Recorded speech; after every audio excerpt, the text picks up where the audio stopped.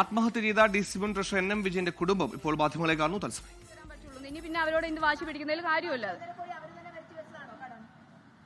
Party വരുത്തി വെച്ച കടം ഇതാണ്. ഇതിനകത്തുനിന്ന് 1 രൂപ പോലും അച്ഛൻ എടുത്തിട്ടില്ല എന്നുള്ളത് അച്ഛന്റെ കത്തിൽ വ്യക്തമാണ്. ബാക്കി എല്ലാ കടങ്ങളും അച്ഛൻ ഉപയോഗിച്ചിരിക്കാം. പേഴ്സണൽ കടങ്ങളും കൂടെ അതിനകത്തുണ്ടാവും. അതുകൊണ്ടാണ് ഞങ്ങൾ ആരോടും അച്ഛൻ ഉപയോഗിച്ച കടങ്ങളുടെ കാര്യം നമ്മൾ ആരടുത്തും പറയുന്നില്ല. ഇത് പാർട്ടി വരുത്തി വെച്ച ബാധ്യത പാർട്ടിയോട് തീർക്കാൻ ഞങ്ങൾ ആവശ്യപ്പെട്ടു. അവരത് ചെയ്തു. പക്ഷേ ഈ ഏകപക്ഷീയമായിട്ട് കരാർ പറഞ്ഞു എന്ന് പറഞ്ഞല്ലോ, അതുകൊണ്ടാണ് ചോദിക്കുന്നത്. അത് പറഞ്ഞല്ലോ, അത് ആദ്യം അവര് ഉപസമിതി വന്ന് ഞങ്ങളുടെ വീട്ടിൽ വന്ന് അവരാണ് ഞങ്ങളടുത്ത് പറഞ്ഞത് എല്ലാ ബാധ്യതയുടെയും ലിസ്റ്റുകൾ നിങ്ങൾ എടുക്കൂ, എന്നിട്ട് സണ്ണി ജോസഫ് MLA അടുത്ത് ചെല്ലൂ എന്ന് പറഞ്ഞു. സണ്ണി ജോസഫ് തന്നെയാണ് നമ്മളടുത്ത് പറയുന്നത്. അതിനനുസരിച്ചാണ് ഞങ്ങൾ എല്ലാ ബാധ്യതയുടെ ലിസ്റ്റ് നോക്കിയപ്പോഴാണ് 2.5 കോടി എന്ന് പറഞ്ഞ ഒരു ഹ്യൂജ് എമൗണ്ട് നമ്മൾ മനസ്സിലാക്കുന്നത്. അത് ആദ്യം ചെയ്തു തരാം എന്ന് അവർ പറഞ്ഞിട്ടുണ്ടായിരുന്നു. പിന്നെ പയ്യെ അവർ ഞങ്ങളടുത്ത് പറഞ്ഞത് KPCC ഫണ്ടില്ല, ഇതേ ചെയ്തു തരാൻ പറ്റുള്ളൂ എന്ന് പറഞ്ഞു. അത് ഞങ്ങൾ ഓക്കെ പറഞ്ഞു. എഗ്രിമെന്റ് ഓക്കെ ആക്കിയിട്ടുണ്ടായിരുന്നു. ആ എഗ്രിമെന്റ് പ്രകാരം ഇവരത് ചെയ്തു തീർത്തു തന്നു. ഇനിയിപ്പം ബാക്കി കാര്യങ്ങൾ ഞങ്ങൾ തന്നെ ചെയ്യാമെന്നാണ് ഞങ്ങൾ വിചാരിക്കുന്നത്. അതായത് ആദ്യം മുഴുവൻ തുകയും കോൺഗ്രസ് എടുക്കാം അല്ലെങ്കിൽ പരിഹരിക്കാവുന്ന. അതെ, മീഡിയന് മുന്നിൽ നിന്നാണല്ലോ പറഞ്ഞത്. അന്നപ്പോ ഈ മീഡിയക്കാർ എന്നെ ചോദിച്ചിട്ടുണ്ടായിരുന്നു KPCCയിൽ ഫണ്ട് ഉണ്ടോ എന്ന് ചോദിച്ചപ്പോൾ അദ്ദേഹം എന്താണ് പറഞ്ഞത്?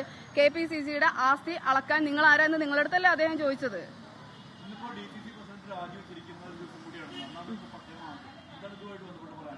അതിനെപ്പറ്റി ഞാൻ അന്നും ഒരു പ്രവർത്തകയല്ല, ഇന്നും ഒരു പ്രവർത്തകയല്ല. രാഷ്ട്രീയത്തെ പറ്റിയിട്ട് കൂടുതലായിട്ട് സംസാരിക്കാനും എനിക്ക് അറിവില്ല. അദ്ദേഹം എന്തിനാണ് രാജിവെച്ചതെന്ന് KPCCയിലുള്ളവർ ഇതാക്കാം. പക്ഷെ എൻ്റെ ഒരു പേഴ്സണൽ ഒപ്പീനിയൻ പറയുകയാണെന്ന് വെച്ചാൽ കർമ്മ എന്ന് പറഞ്ഞൊരു സംഭവമുണ്ട്.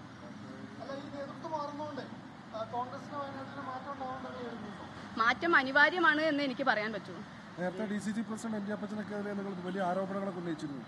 ആരോപണം ഉന്നയിക്കണം എന്ന് പറഞ്ഞു തരുന്നത് അത് ആരോപണമല്ല.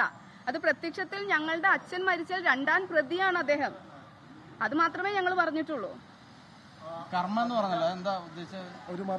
അതിന്റെ കേസും കാര്യങ്ങളും ഒക്കെ ഇപ്പൊ കോടതിയിലുണ്ടല്ലോ. അപ്പൊ വഴിയെ എല്ലാവർക്കും എല്ലാം മനസ്സിലാവും എന്ന് എനിക്ക് പറയാൻ പറ്റും. ഇല്ല, അതെ അതെ.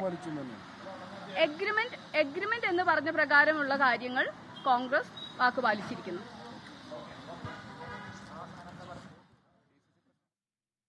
നേരത്തെ KPCC അദ്ദേഹത്തിന്റെ മത്തിലാർബൻ ബാങ്കിലുണ്ടായിരുന്ന ബാധ്യത തീർത്തിരുന്നു. ആ രേഖകളെല്ലാം കൈപ്പറ്റിയതിനു ശേഷം മാധ്യമങ്ങളെ കാണുകയായിരുന്നു.